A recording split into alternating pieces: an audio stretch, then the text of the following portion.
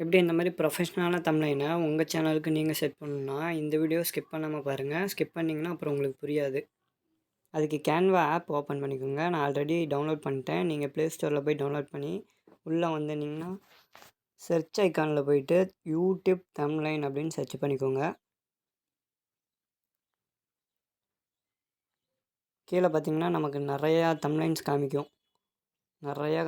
அதில் கீழே ப்ரோன்னு எழுதியிருந்தா அதை நீங்கள் யூஸ் பண்ணாதீங்க. ஏன்னா அது சப்ஸ்கிரைப் பண்ணி காசு கட்டுற மாதிரி இருக்கும். நம்ம ஃப்ரீயாகவே யூஸ் பண்ணிக்கலாம். நிறையா இருக்கும். நான் இப்போ ஏதாச்சும் ஒன்று டச் பண்ணி எடிட் பண்ணி காமிக்கிறேன்.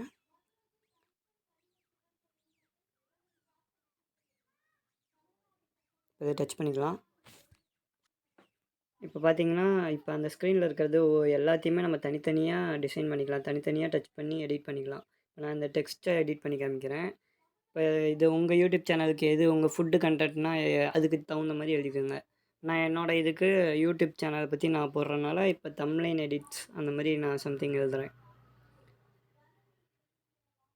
எழுதிட்டு அதை டச் பண்ணிங்கன்னா இந்த சைடில் இருக்க ஐக்கானை தொட்டிங்கன்னா இந்த மாதிரி ஆகிரும்.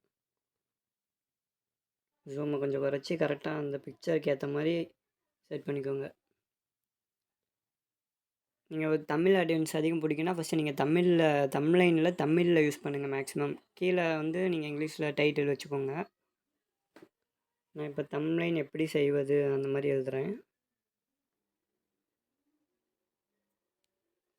தம்ப்நெயில் செய்வது எப்படி.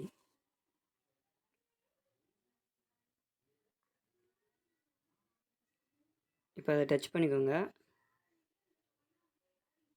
டச் பண்ணிட்டு பெருசாக்கினீங்கன்னா அந்த மாதிரி அந்த கார்னரில் இருக்க சர்க்கிளை இழுத்திங்கன்னா அந்த மாதிரி பெருசாகிடும்.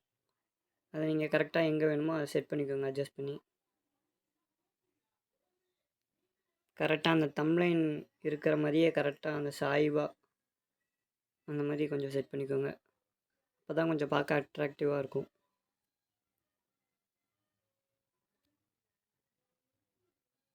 கீழே நம்ம ஸ்க்ரோல் பண்ணோம்னா கலர் நம்ம சூஸ் பண்ணிக்கலாம். நான் ஒயிட்டே வச்சுருக்கேன். அடுத்து நம்ம எஃபெக்ட்குள்ளே போனோம்னா இந்த மாதிரி ஆப்ஷன் காமிக்கும். அதில் இந்த அவுட்லைன் அப்படிங்கிற ஆப்ஷன் தொட்டுக்கோங்க. அது தொட்டு இந்த கலரை வந்து நீங்கள் ஒயிட்டாக மாற்றிடுங்க. ஒயிட்டாக மாற்றினீங்கன்னா கொஞ்சம் நம்ம லெட்டர் வந்து போல்டாக இருக்கும். கொஞ்சம் பெருசான மாதிரி தெரியும். அதை நம்ம அட்ஜஸ்ட் கூட பண்ணிக்கலாம்.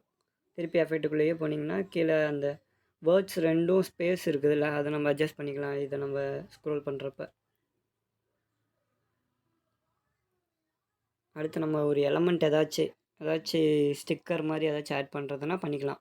நான் வந்து சும்மா இது ஒரு எக்ஸாம்பிளுக்கு தான் சொல்லித்தரேன். அதனால் வந்து நம்ம ஏதாச்சும் ஒன்று டச் பண்ணி யூஸ் பண்ணி காமிக்கிறேன்.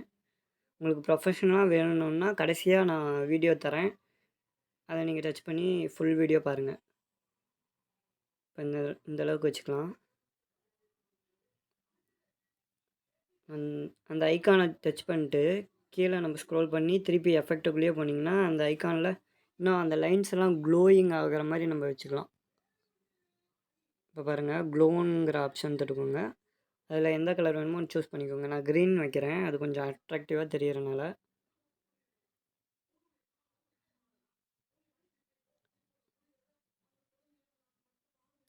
இந்த மூணையுமே நம்ம ஃபுல்லாக வச்சுக்கலாம். அப்போ தான் அது நல்லா திக்காக டார்க்காக தெரியும்.